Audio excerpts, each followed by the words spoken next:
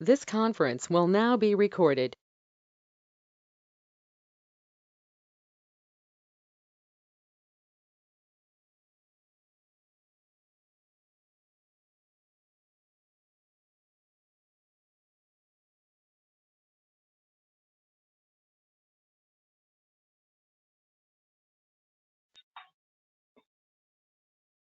Okay, so you can hear me right now, now also, right?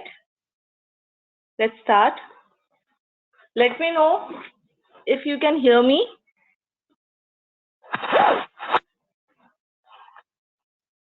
Am I audible? Yes, doctor. Okay. So let's start with this guideline and we'll read the important things only. So this kind of summary. Prevalence of intrahepatic cholestasis. So prevalence is influenced by genetic and environmental aspects and varies between the populations. In the UK, ICP affects 0.7% of pregnancies in multi-ethnic population. So this 0.7% is it has the potential to become SPA, right? So of course, the 1.2 to 1.5% of women of India and Asian or Pakistani Asian origin, they also have this prevalence. So, but out of these three numbers, 0.7 is what you should always remember. Intrahepatic cholestasis of pregnancy is a multifactorial condition. So it is characterized by pruritus in the absence of primary skin condition with abnormal maternal bile acid concentrations. Okay, so these are the basics, of course. The onset of symptom is most common in the third trimester. So again, this is very important. If they give you a situation wherein the pruritus is starting from the very first trimester, or and though it has got all the things that are associated with this, of course, there's always a chance of differential diagnosis, right? So onset of symptoms in ICP is in the third trimesters, and but it may be earlier in pregnancy also. Alternative diagnosis such as preeclampsia should always be considered before you do diagnosis of ICP. So we always used to say that ICP is diagnosis of exclusion. So after you have excluded all the other things and still the patient has got pruritus and also you can think of ICP, right? So it is also possible for other conditions to coexist. Pruritus and raised bile acids should return to normal after birth. Ideally, all the women with ICP should have liver function tests checked after birth, and as a proportion may have persistent abnormalities suggestive of additional or alternative comorbidities, which are non-alcoholic fatty liver, right? So going ahead, this chart again, what we were talking about is very important. So you should be knowing this chart by heart. So all the charts, of course, are very important of all the guidelines. So gestational pruritus is when there is itching and peak bile acid concentrations are less than 19 micromole per liter. Mild ICP is when there is itching and the raised peak bile acid concentration is between 19 to 39. Moderate is when itching and raised peak bile acid concentration is between 40 to 99. And severe is when it is more than 100 micromole per liter. So this has to be by heart, right? Less than 19, 19 to 40, 40 to 99, and more than 100, right? So the upper limit of normal bile acid concentration in pregnancy is 18 micromole. Remember this. So gestational pruritus is when it is less than 19 micromole, right? So we'll go to the next chart, which is important. So there are few things which cannot be typed, so that I've kept as it is. So we'll go through this recommendation. So diagnosis of ICP should be considered in pregnant women who have itching in the skin of normal appearance and have raised peak random total bile acid concentration of 19 micromole per liter or more, right? So the diagnosis is more likely if it is confirmed that itching and raised bile acids, they have resolved after birth. So that is one thing about the diagnosis. If the diagnosis of ICP is suspected, carry out a structured history. So of course, the first thing that we always do with all the patients, take history, then do examination, and so that the other causes of itching and liver dysfunction can be excluded. So always exclude the other things. Offer repeat liver function test and bile acid measurements, right, in women with normal blood results whose itch persists and no other cause is apparent. And then if resolution of itching is associated with normalization of bile acids and liver function tests, then the diagnosis of ICP is unlikely to be correct, right? So in the clinical practice, the diagnosis should be reconsidered if the clinical presentation is changing.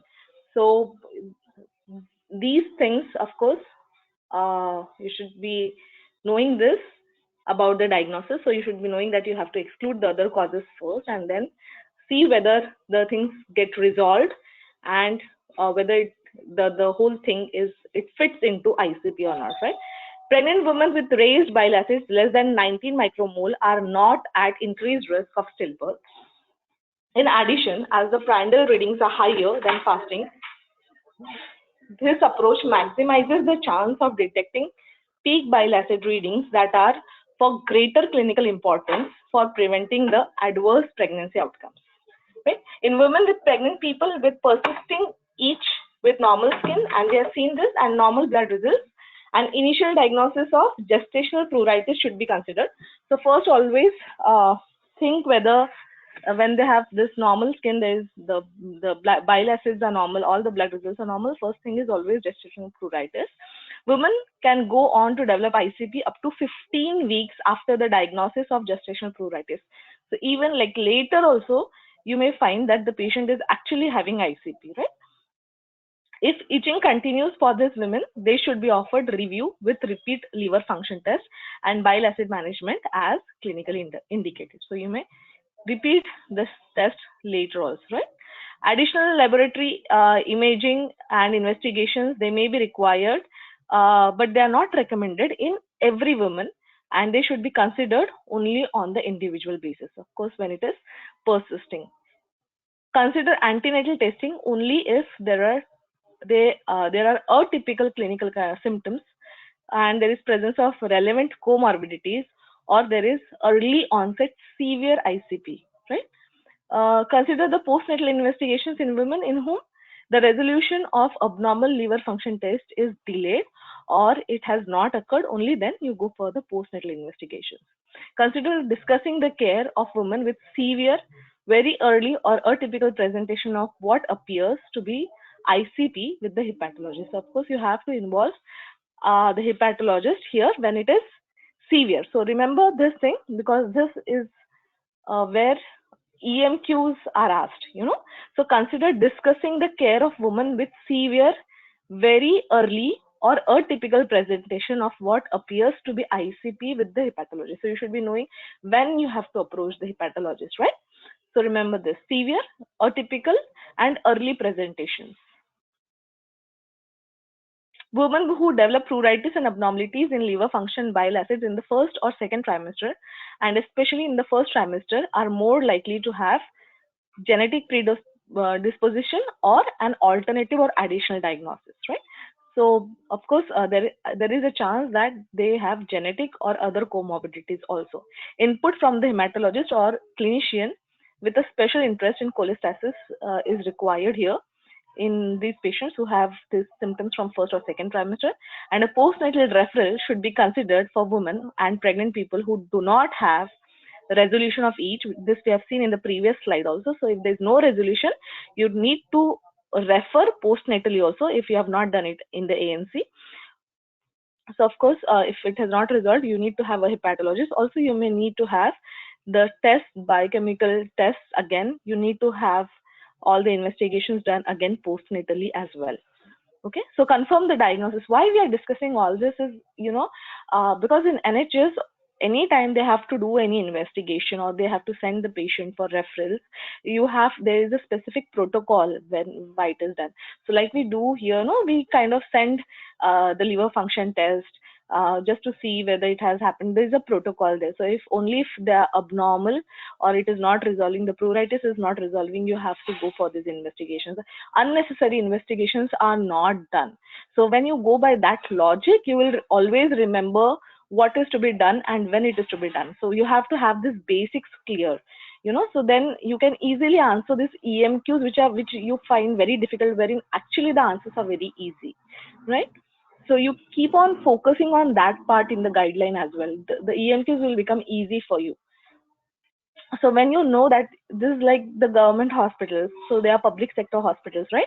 So they never do any investigation which is not required, which goes against the protocol.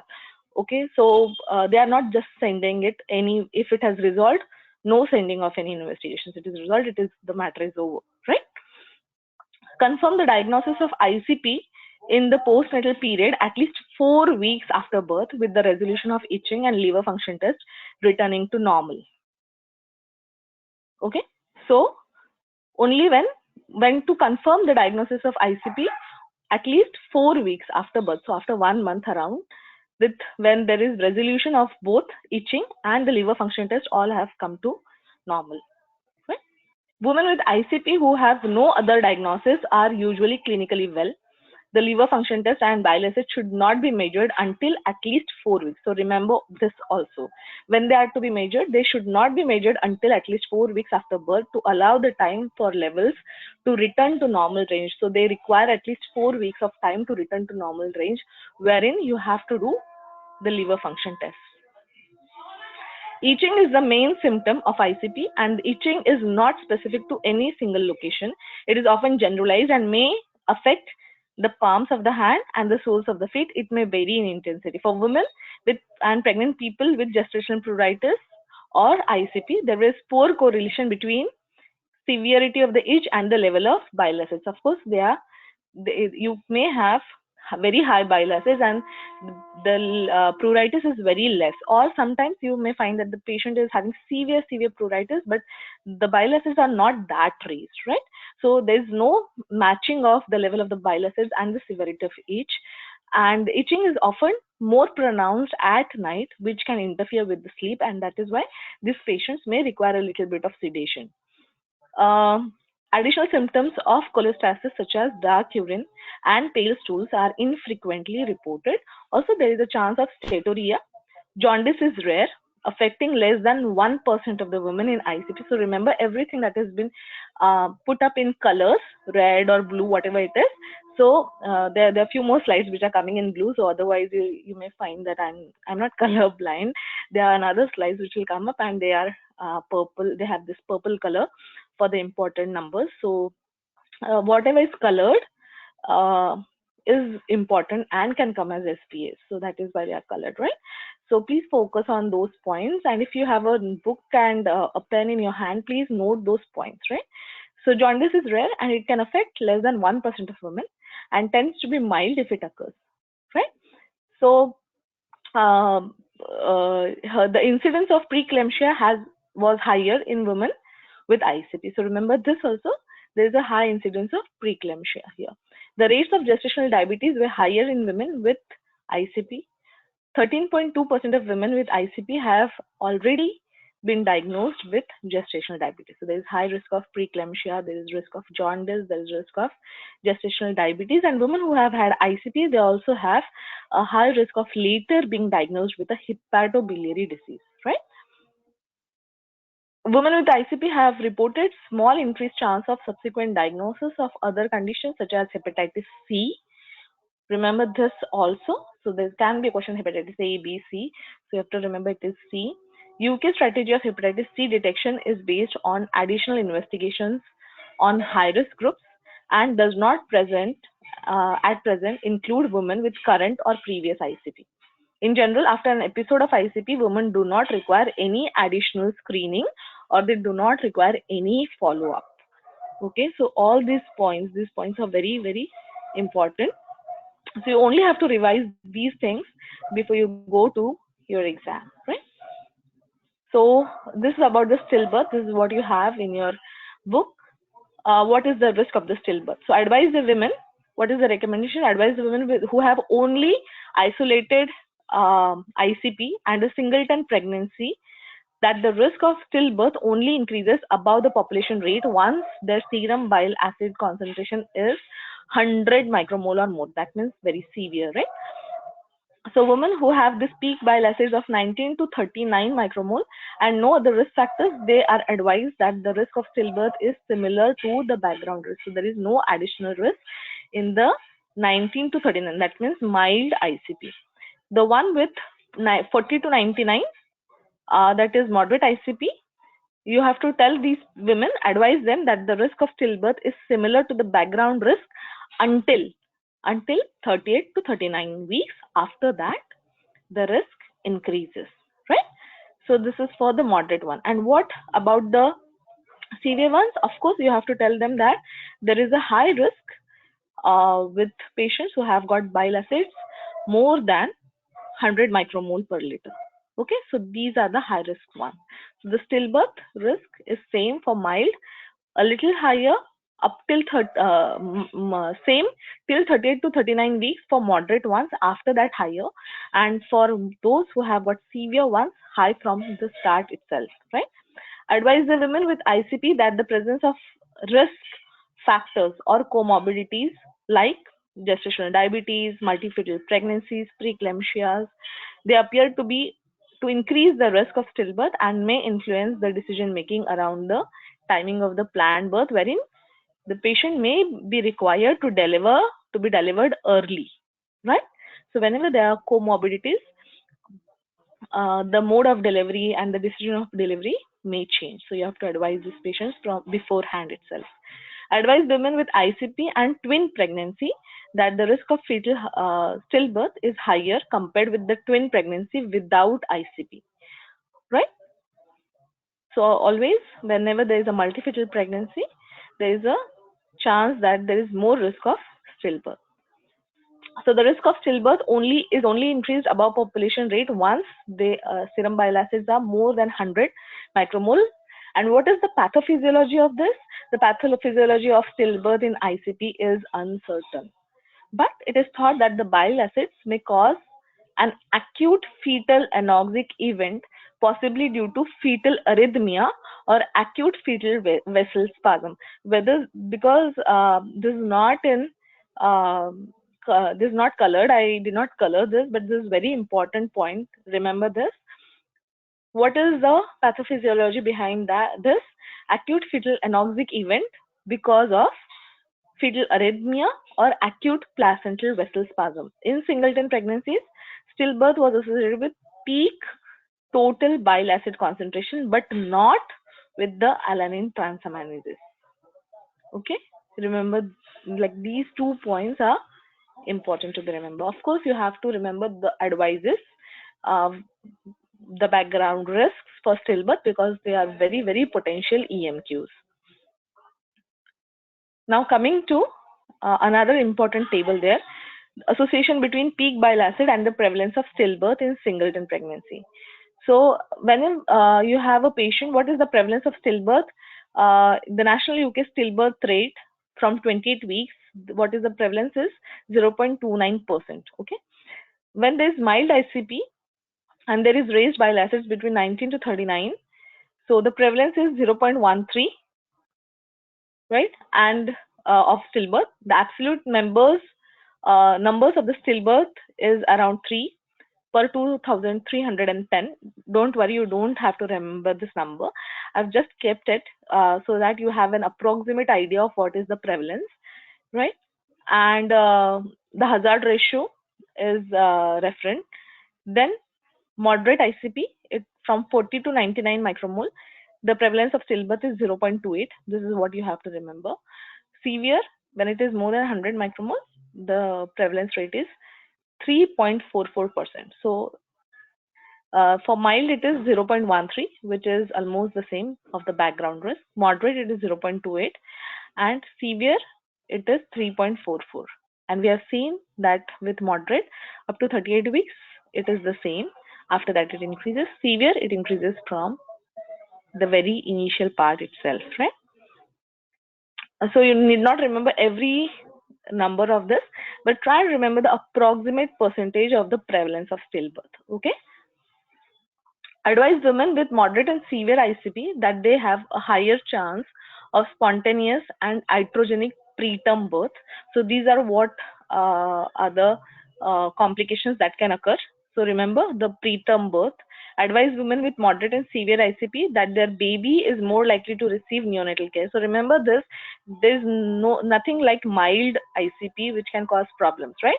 So they have always mentioned that it is moderate or severe ICP, right? So problems with the preterm birth, problems of requiring a neonatal care. There is a chance of meconium stained amniotic fluid during the labor and birth. So this is again very important because the study had a preterm birth rate of around 25% with 15% of meconium stained liquor, but no cases of meconium aspiration.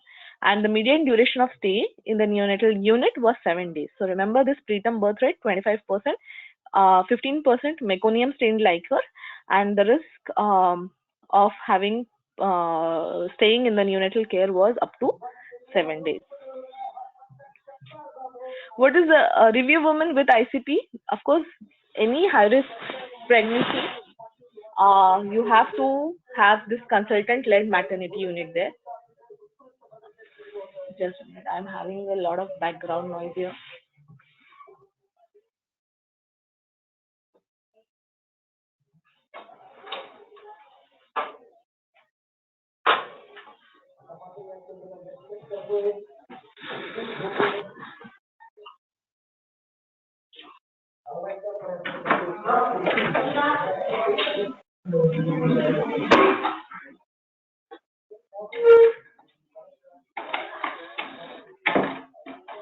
I hope this is better now.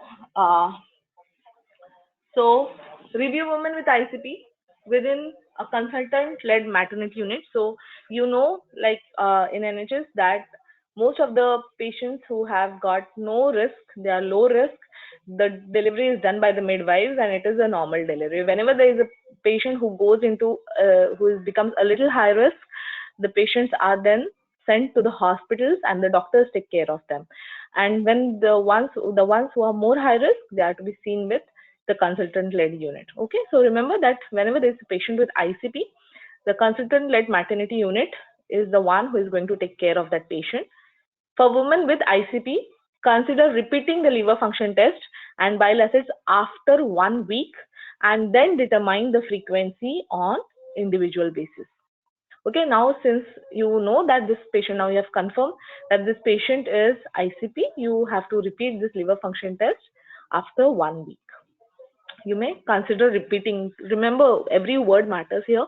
Consider repeating. They have not said you have to repeat. No, recommended to repeat. Okay, so these things matter. You must have read the guidelines, the NICE guidelines. They have written there advised, offered, recommended. So remember these things so that you know how to solve EMQs then, right? Maternal each appears to be poorly correlated to the level of biochemical abnormality. We have seen this. For women with ICP, ongoing monitoring of symptoms and biochemical monitoring may show what are the things that they listen? That is rising bile acid concentrations, and if 100 micromolar per liter or more, then the diagnosis is of severe ICP. Fall in the bile acid concentrations into more reassuring categories such that frequency of monitoring and or care can be altered accordingly. Spontaneous resolution of yeast and biochemical abnormalities returning to normal levels, in which case the diagnosis should be reconsidered. Okay, whenever there is spontaneous resolution, we have to reconsider what could be the other diagnosis, right? And whenever there's fluctuating bile acid concentrations, but the peak concentrations are within the boundaries for their current diagnosis. Okay, all this comes from your guideline itself. So you may just go and check right now, so that things like they remain in your head all the time. You don't have to then go through the guideline all the time. I think someone's mic is on. Please check your mic. If your mic is on, please mute it so that others can also listen to the whole of the guideline session, right? So all women with itch and an initial raised bile acid level, they should have a second bile acid measurement. We have seen this. Whenever there is more itch, then they should have a second bile acid measurement repeated around 1 week later before any diagnostic care or decisions are determined. So whenever you find that the patient is having itch and you find that there is a bile acid which is more, check it once more before you start with any treatment, right? 1 week later. As it is common for women with bile acids over 100 micromole and 40 to 100 to have subsequent bile acid concentrations that are much lower. So second time you may just find that the bile acid levels have reduced. So always repeat it at least once in 1 week. If woman has got mild ICP with bile acids of 19 to 39, which is mild one, of course, right? So this is again important. They could have weekly testing as they approach 38 weeks of gestation in order to inform the timing of birth. When there is moderate ICP, who have got bile acids between 40 to 99, again, especially when they're approaching 35 weeks, you have to do weekly testing. It should be considered, remember this word considered, as the timing of the birth may be influenced if the levels they rise above 100, and whenever the patient has got already having severe ICP and it is 100, then further routine test of bile acids might not impact the decision making and therefore may not be routinely required. And you know there is a plan of birth that is already been there, so there is a chart, you have to follow that, and you may not even require to do it again because you may have to just deliver the baby, right? Clinicians, they should be aware that the fetal ultrasound or CTG do not predict or prevent the stillbirth in ICP. Several case studies describe fetal death despite close CTG and or ultrasound surveillance, and advise women with ICP to monitor movements and present for immediate assessment at their local maternity unit if they have any concern. Okay.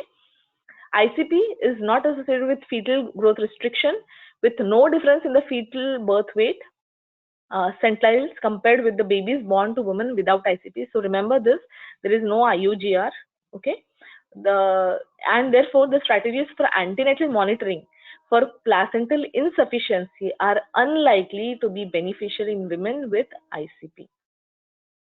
Okay, so when they have only ICP, only isolated ICP, you need not have antenatal monitoring for placental insufficiency because there is no chance of very less association with fetal IUGR.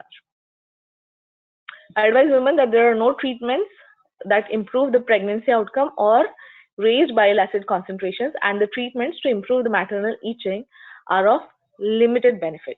Of course, you have to give some treatment to the patient.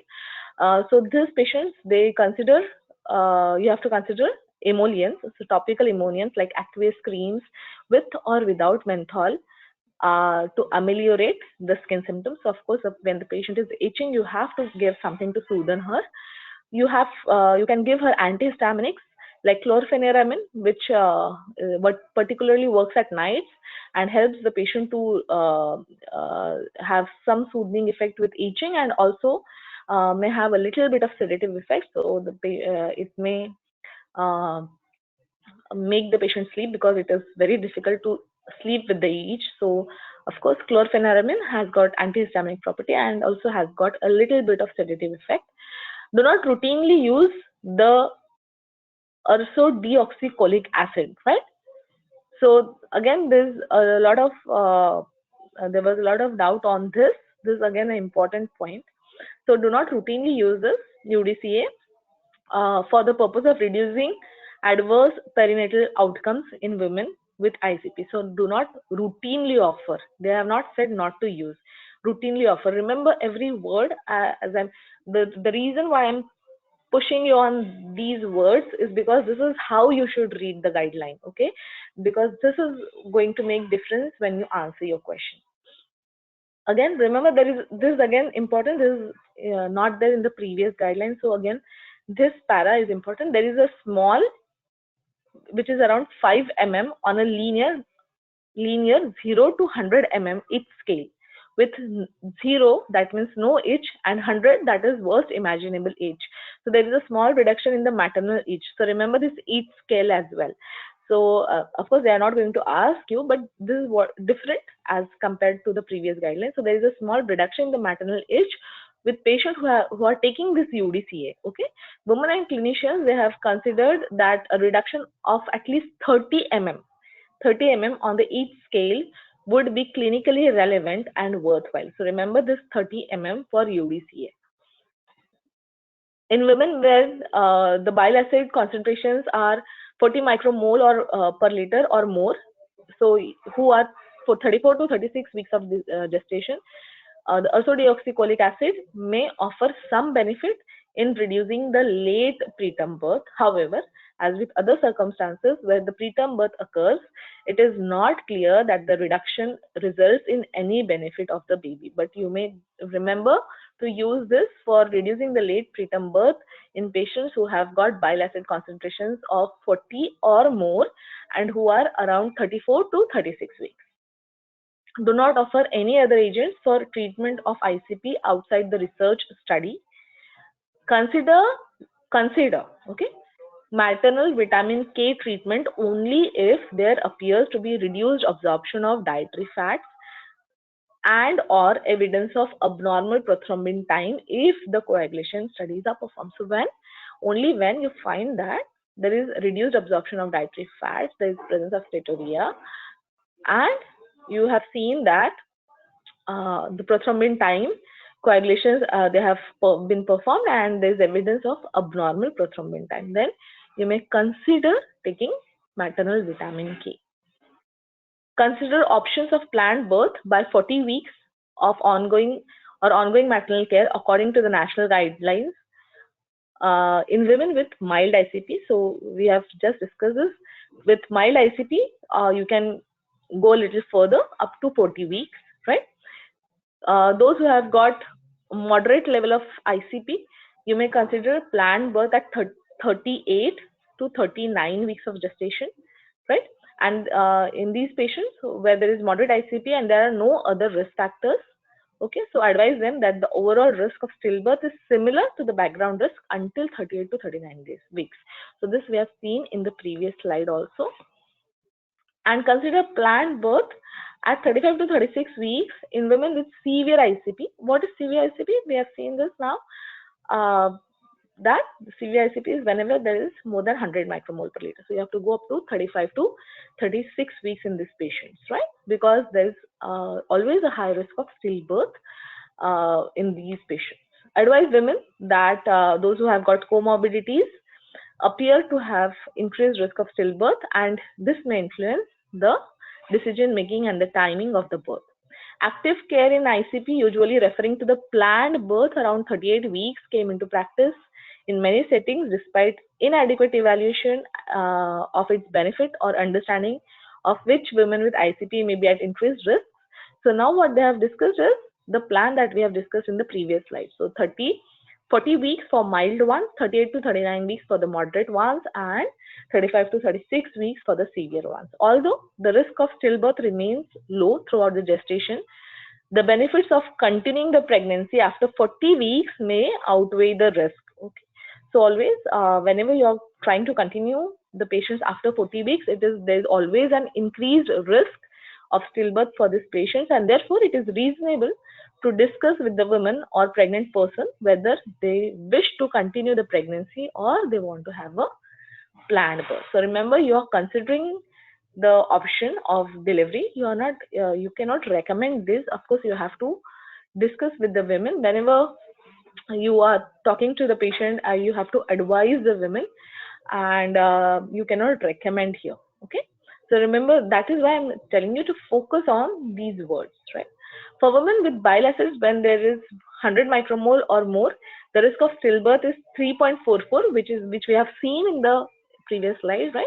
When it is more than 100, 3.44 risk of stillbirth, which is higher than the background risk, and the risk appears to increase from 35 to 36 weeks. Advise the women that ICP itself does not impact the choice around the mode of birth, and that these decisions should be based on usual obstetric practice for that woman. Of course, if the patient has got ICP, mild one, and if she has got fetal distress, or if she has got any other problem which is causing her to have to go for the cesarean section, which is emergency or from the obstetric point of view, you just cannot take decision based on ICP, right? So that is what this point is saying.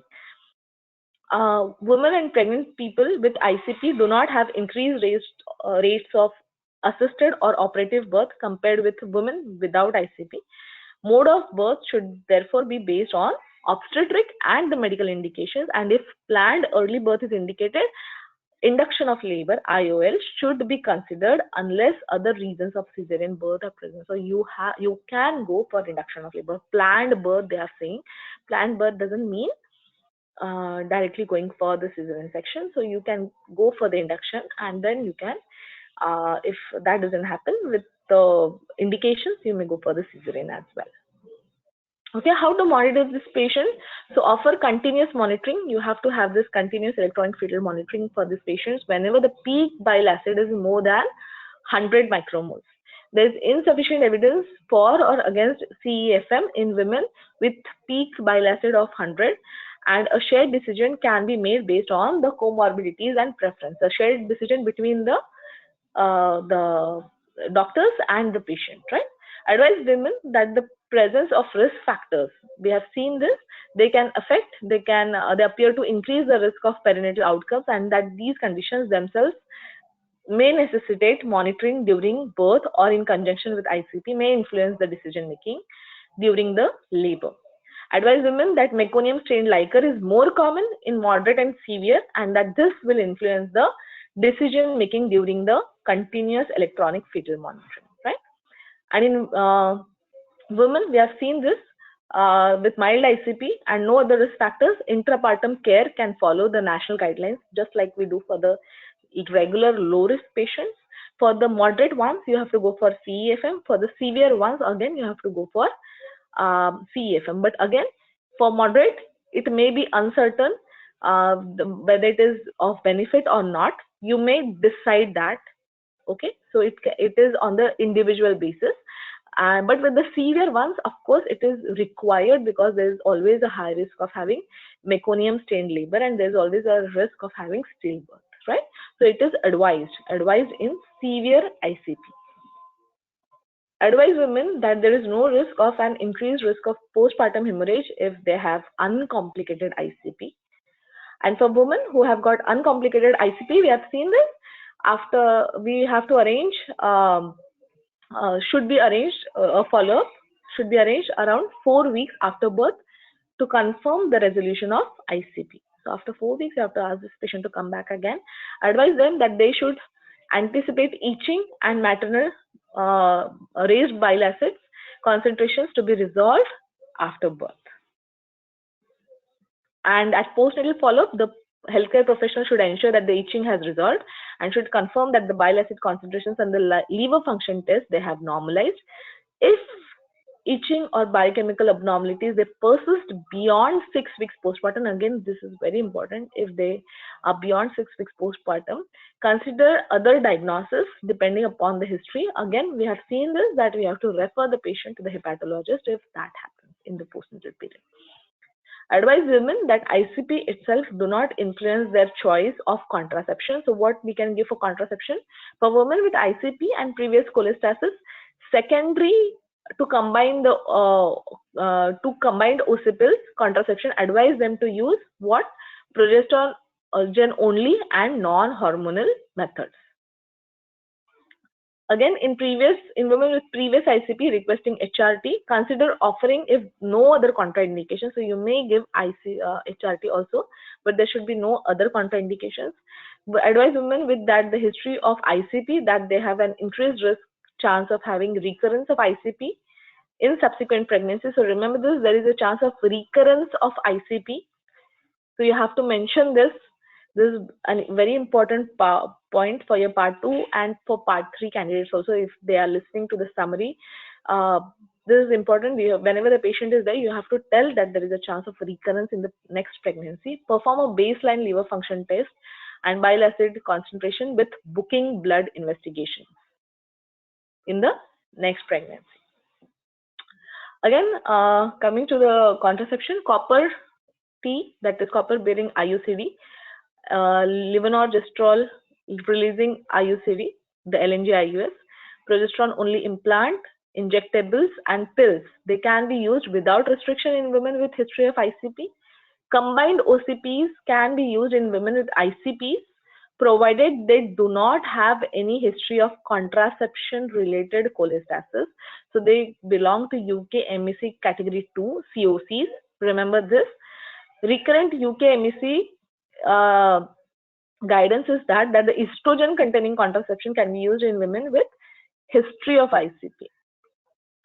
It therefore seems reasonable to offer low physiological dose of estrogen which is found in HRT, and that is why they have said that HRT can be given if there is no complication related contraindication related to that.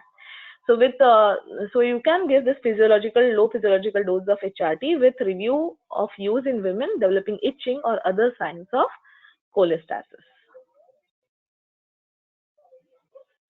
Right? So you may give this small amount of estrogen, of course. So you can give all the types of progestational pills, progestational contraceptives. You can give non-hormonal also. If you have to give COCs, they are UK MEC2. You have to see there is no previous history of that cholestasis associated with contraception, and you may give HRT also without any contraindication. Okay, coming to the last part of the guidelines. This is very important. All of you should have all the charts made on in your room of all the important charts from all the guidelines, right? So pregnant women with itching, see how the skin looks like. So if the skin is normal and there are scratch marks only, then check for the bile acids and the liver function test. Okay, let us finish this part of skin which is abnormal. When the skin is abnormal, it is not ICP. So consider the other diagnosis and send the patient, of course, refer the patient accordingly. Okay. So the skin has to be normal and there has to be scratch marks only. Check for the bile acids. Now, if the bile acids are less than 19 micromole, what we are doing it, we are categorizing this patient as gestational pruritus. What are we doing with gestational pruritus? We are retesting if there is any ongoing itch. Bile acids may increase, and the ICP the woman may develop ICP. We have seen that these patients who have got gestational pruritus may have ICPs even 15 weeks after you have diagnosed gestational pruritus, right? No effect on stillbirth, no impact on preterm birth, and there is no impact on birth time. That is with the bile acid concentration, right? Of less than 19 micromole. When you have this bile acid concentration of 19 to 39 or more than 40, what is it? You have to go for the history, you have to go for the examination, you have to do the additional liver function test if you find that this patient is having severe itching, but of course they are not routinely indicated, only when the patient has got atypical features. So when the patient has got, when you feel that the bile acids are between 19 to 39, you have to label this patient as mild ICP. What we are doing with mild ICP is retesting as clinically indicated. If there is any ongoing itch, then we check for the bile acids again. They may increase and the woman may develop moderate to severe type of ICP. But there is no effect on stillbirth. We have seen this. There is 16% preterm birth rate. Remember this point, 16% of preterm birth rate with mild ICP. And you have to consider birth by 40 weeks. If there is ICP with moderate to severe one, and which is and the most likely diagnosis that according to you, then review as clinically indicated with repeat bile acid concentration to assess the trajectory. So if you find that the bile acid concentrations are between 40 to 99, then it is moderate ICP. But more than 100, then we have seen that we are going to repeat it after 1 week. So when you repeat, you find any of these, you have to convert it into moderate or severe. Like you have to label them moderate or severe. If it is moderate, you have to go accordingly. Remember, you have to ask the patient to go for delivery, planned birth between 38 to 39 weeks, because the stillbirth rate raises after that. There is 19% of birth rate with moderate ICP. With severe ICP, there is 30% of preterm birth rate. So all these numbers are very important. 16% with mild, 19% with moderate, and 30% with severe ICP, the preterm birth rate, right? And whenever you label the patient as severe ICP, even after repeating the bile acid, you have to remember that you have to offer or ask the patient to go for delivery for the planned birth at 35 to 36 weeks, because there is a very high risk of stillbirth. Okay, this is a summary of almost the whole of the guideline. We'll quickly finish this. Less than 19 pruritus gravidarum, that is gestational pruritus. So if there's itch that is persisting and there's what is the frequency of bile acids that we are going to do here? 1 to 2 weekly, but there is no increased risk of stillbirth. There is no impact on mode of birth. There is no impact on preterm birth rate, and you don't have to give any Udca to this patient, right? And additional function tests, liver function tests, they are not indicated routinely for all of these. Consider the women who have got atypical features like early onset or marked tranamitis, or those who have got this jaundice or fever, or there is no postpartum resolution, then only you have to go for additional liver function investigation. Okay. The ones who have got 13 to 39 micromoles, those who have got mild ICP, if the itch persists, then you have to do the bile acids at 1 to 2 weekly, 1 to 2 weekly, and then the risk of stillbirth is unchanged. It is around 0.13. The timing of mode of birth, we have seen this as 14 weeks. Preterm birth rate, we have seen this also 16%, and there is no routine use of UDCA. For 40 to 49, again, you have to do BAs, that is bile acids 1 to 2 weekly. We have seen the stillbirth rate 0.28%. We have seen the preterm birth rate also, that is 19% here. Planned birth at 38 to 39 weeks, and UDCA, no impact on stillbirth. For the severe ones, of course, when you do BAs, only if this will impact the care plans, because otherwise you know that they are very severe, and so it's not necessary that you have to do it, because they're not going to change any of your treatments. Then the stillbirth rate is very high, it is 3.44. The mode of delivery, the timing and the mode of birth is planned birth at 35 to 36 weeks. Preterm birth rate, we have seen this also 30%, and UDCA, we have seen that does not impact the stillbirth, but of course it can reduce the itching part, right? So we have seen that the itch scale, it reduces to up to 30 mm. So, and for the liver test, we have already seen them. So I think we have covered the whole of the guideline, and I don't think when you have heard this once, because I've kind of repeated all the important points at least 2 to 3 times. So I think if you listen to this guideline now once more, you'll feel that this is too much. So I kind of have bombarded this guideline. I hope that you don't forget this guideline until you go to your exam. You just have to revise it once. We'll just take 2 SBAs, because I know that this is too much. I could have made many more from this guideline, but just because this is a live session and you cannot take a lot of it, we can solve it in the group. So tell me, when the itching is less than 19 micromole, sorry, when there is itching and there is raised bile acid less than 19 micromole, what is it? What does it go for? Anyone there? Gestational pruritus? Yes, it is gestational pruritus. We have seen this chart. Okay, so this has to be in your head. Fix. Okay, so you need not look after this once you have gone through this lecture. Okay. And the next question, the last question for today: mode of the birth in patients with the bile acids are 100 micromole. What is the mode of birth? Planned birth at 35 weeks. Yes, planned birth at 35 weeks. So if I now keep on asking, I think we have done with. So when you are going to repeat, again, another important point that I remember, when are you going to check for the liver, like when they are going to get resolved, when you are going to ask the patient to come for the follow-up after delivery? After 4 weeks. After 4 weeks. And once you find that the bile acids are raised, when is the next time you're going to do, which is not mild ICP? They are more than 40. So when is the next time you're going to do the bile acids? 1 or 2 weeks. Weekly. 1 week, after 1 week. Okay, weekly.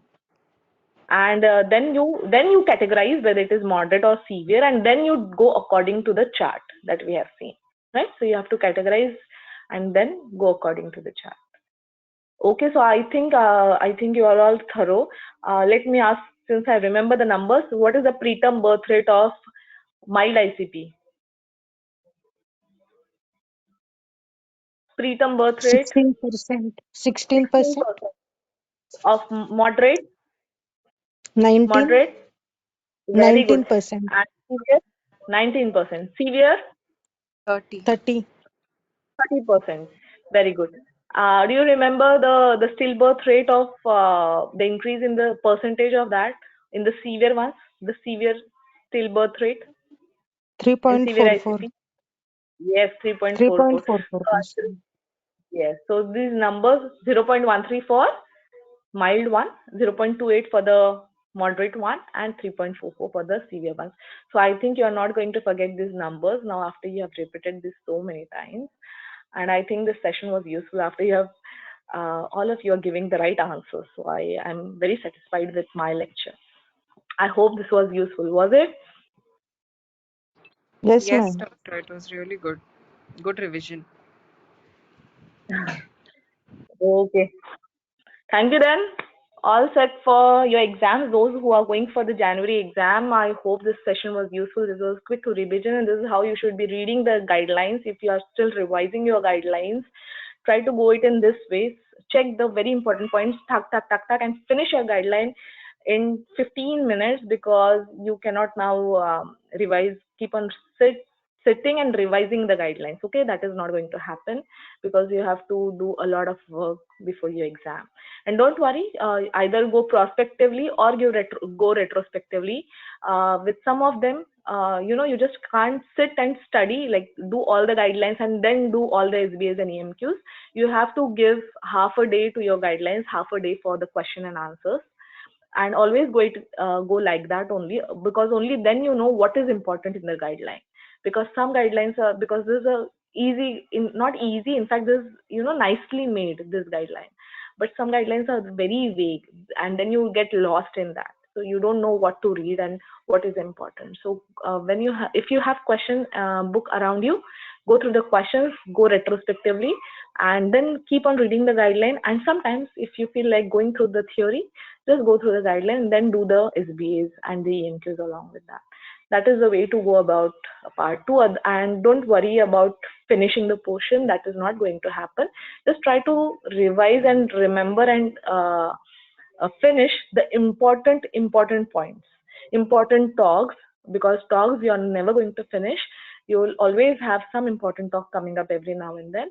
So try and finish all the important things, and everything is not going to get over. So green top guidelines, nice guidelines, SBA and EMQ books that you have to solve all of them. Read the at least 5 years of talks, last 5 years, and the important talks from the previous years which have not been repeated. And try and read the batch guidelines, the FSRH guidelines, which are again very important in the respective modules, and the consent advisors. If you do this much, it is more than enough, and you'll pass if you're thorough with this. Okay. Anything that you want to ask? Okay, I am now going to